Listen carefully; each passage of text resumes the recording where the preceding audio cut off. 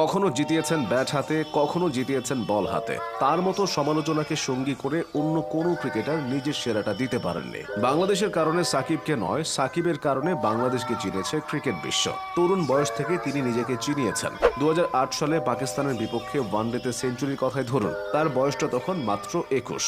সে বছর পাকিস্তানের সাথে 5 ম্যাচের একটি ওয়ানডে সিরিজ খেলে বাংলাদেশ। ওই সিরিজের চতুর্থ ওয়ানডেতে 109 রান তুলতেই টাইগাররা হারিয়ে ফেলে 8 উইকেট। সে সময় এক প্রান্ত আগলে রাখেন সাকিব, খেলেন 108 রানের লড়াকু এক ইনিংস।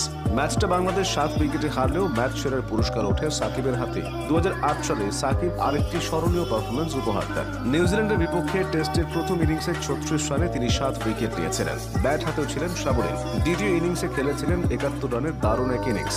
সাকিবের কোন ইনিংসটি সব থেকে বেশি মনে রেখেছে মানুষ?